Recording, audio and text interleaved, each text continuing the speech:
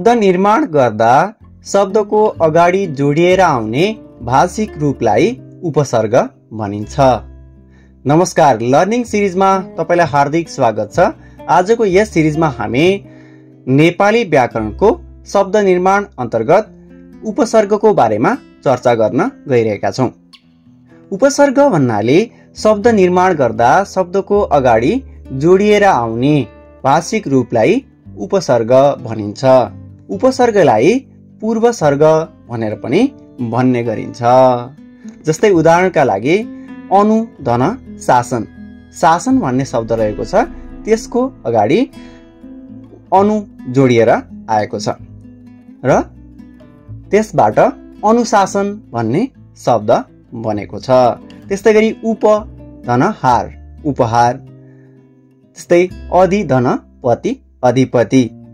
यी शब्दहरूमा आएका अनु, उप, अधि यी के हुन् त? उपसर्ग हुन्। उपसर्गहरू थुप्रै रहेका छन्। जस्तै अ धन ज्ञान, अज्ञान। अ धन योग्य, अयोग्य। अ धन काल, अकाल। अ धन बुझ, अबुझ। त्यस्तै अति, अति धन कर्मण, अतिकर्मण। अति धन अधिक, अत्याधिक। अति धन वृष्टि, अतिवृष्टि। अधि, अधि धन अक्षय, अध्यक्ष। अधि धन पति, अधिपति। अधि धन कार, अधिकार। अधि धन कृत, अधिकृत। त्यस्तै गरी अन, अभाव अथवा निषेध। अन धन गिन्ती, अनगिन्ती। अन धन मोल, अनमोल। अन धन पढ, अनपढ। अन धन जान, अनजान। त्यस्तै गरी अनु पछि अथवा क्रम। अनु धन करण, अनुकरण। अनु धन मान, अनुमान। अनु धन भव, अनुभव। अनु धन क्रम, अनुक्रम। त्यस्तै अप, खराब वा उल्टो। अप धन वाद, अपवाद। अप धन हरण, अपहरण। अप धन मान, अपमान। अप धन शब्द, अपशब्द।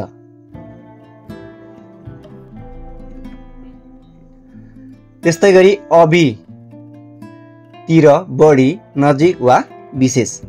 अभि धन मान, अभिमान। अभि धन उदय, अभ्युदय। अभि धन रुचि, अभिरुचि। अभि धन प्राय, अभिप्राय। अव, निम्ति, हीन, उल्टो आदि। अव धन चेतन, अवचेतन। अव धन धारणा, अवधारणा।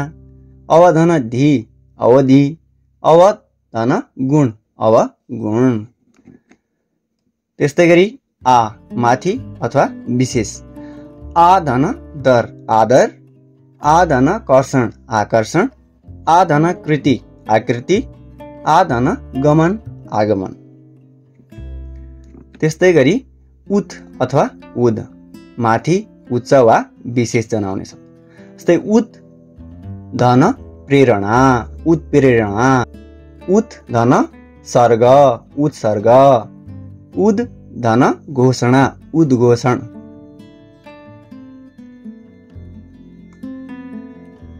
त्यस्तै उद अथवा उद।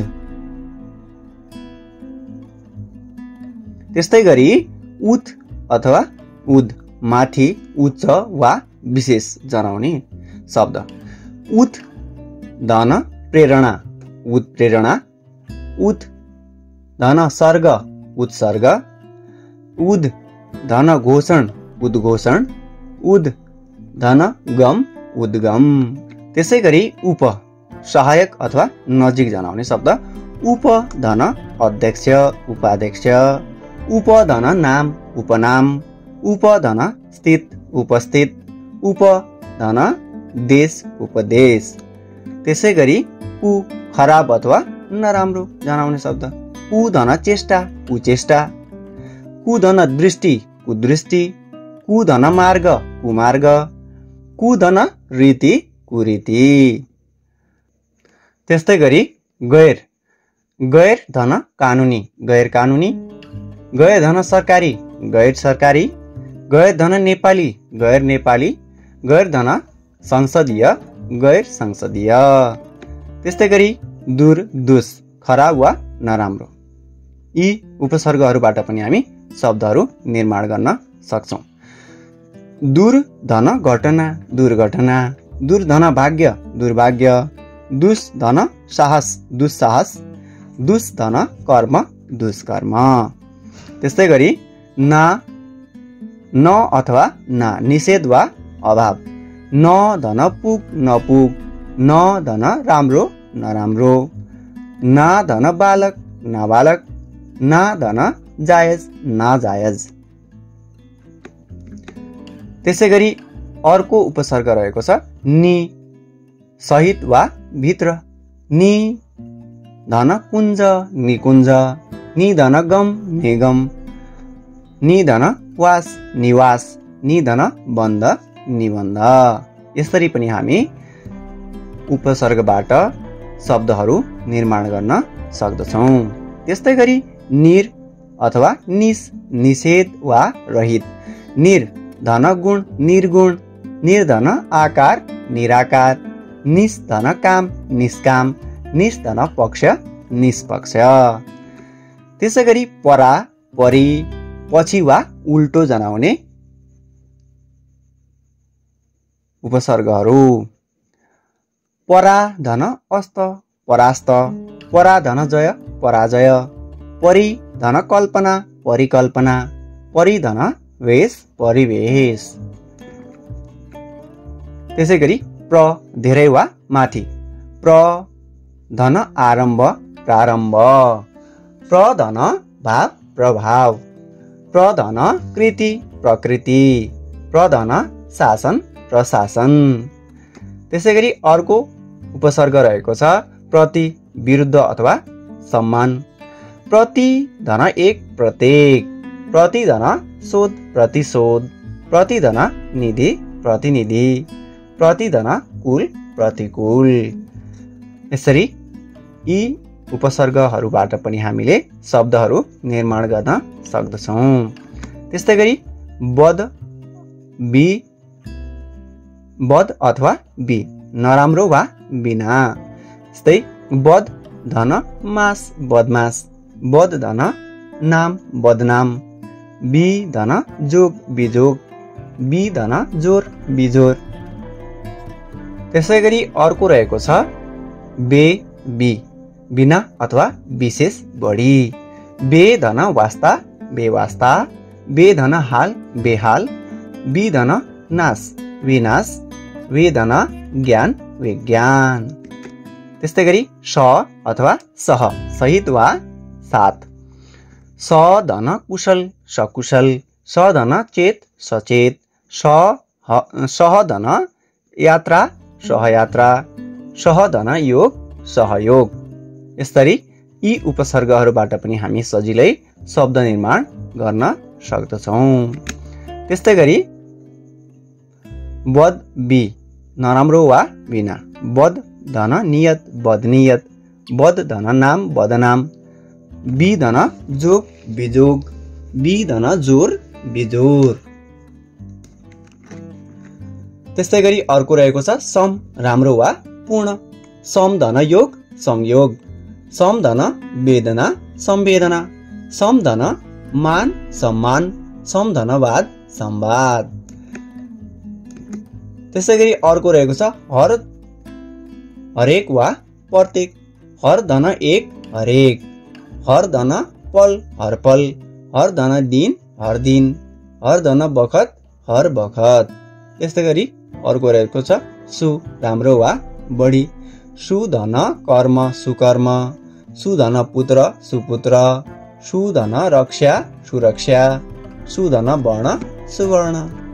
अब यहाँ नमुना प्रश्न रहेको छ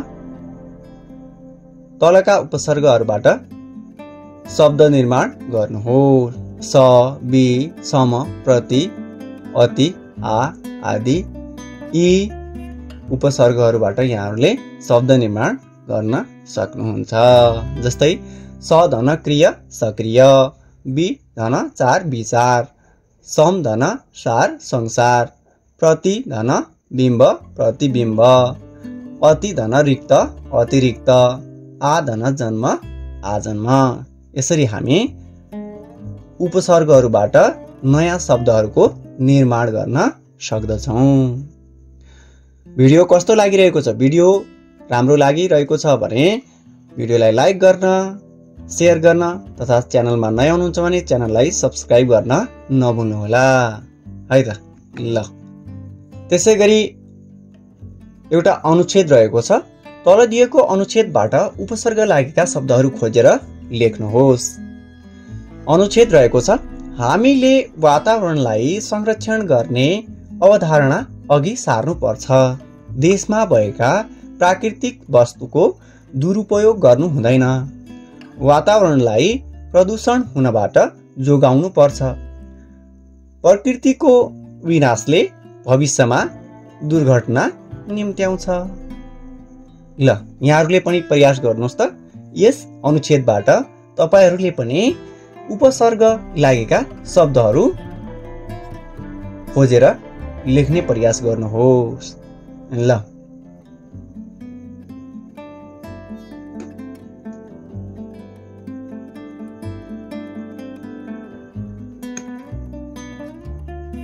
जस्तै यस अनुच्छेदमा उपसर्ग लागेका केही शब्दहरू: अवधारणा, दुर्धन उपयोग दुरुपयोग, त्यस्तै प्रधन दूषण प्रदूषण, विधन नाश विनाश।